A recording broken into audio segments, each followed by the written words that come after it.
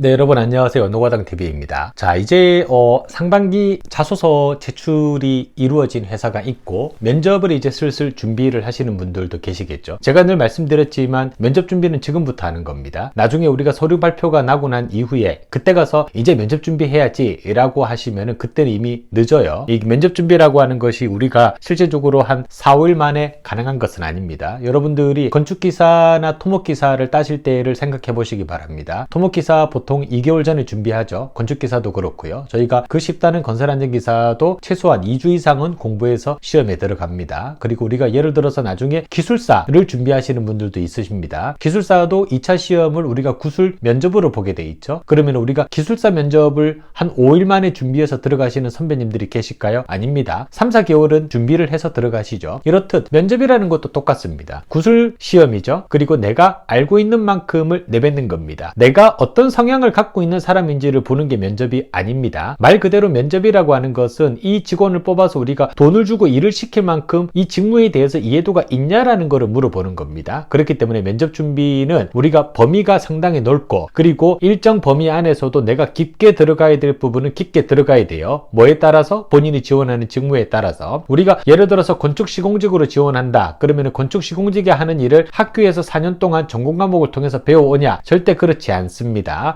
뼈아픈 얘기이긴 하지만 학교에서 공부한 것은 그대로 끝나는 거고요. 우리가 취업에 필요한 공부는 다시 하셔야 된다라는 말씀을 드리는 겁니다. 자, 이 부분에서 가장 중요하게 우리가 다뤄야 되는 부분은 결국 1분 자기소개겠죠. 우리가 3분 자기소개도 최근에 트렌드가 많이 나오기는 하지만 결국 건설회사 면접에 있어서 우리가 나라는 사람이 왜 이 직무에 적합하고 당신의 회사에 입사를 했을 때 당신이 득이 되는지에 대해서 보여주려면 그 스타트 포인트는 1분 자기소개입니다. 부디 여러분들께서 1분 자기소개를 작성하실 때 한 가지 팁을 드린다라면은 거기에서 하지 말아야 될 리소스부터 먼저 쳐내시기 바랍니다. 예를 들어서 내가 편입 경험이 있다. 편입 경험을 1분 자기소개에 넣으시는 분들도 계시거든요. 이런 것들은 쳐내야 됩니다. 그렇죠? 우리가 1분 자기소개라고 하는 그 귀한 시간에 내가 편입을 했다라고 하는 것이 면접관들에게 뭔가 의미가 있을까요? 없습니다. 관심조차 없겠죠? 그렇죠? 그분들에게 내가 열심히 공부를 해서 뭡니까? 전과목 A+를 받았다라고 하는 내용이 필요할까요? 필요하지 않습니다. 즉 제가 말씀드리는 부분은 면접관들이 별로 관심이 없을 것 같은데 내가 하고 싶은 얘기들이 있거든요. 그런 것들은 먼저 쳐내셔야 됩니다. 한 20가지 정도를 적어놓고 그 중에서 한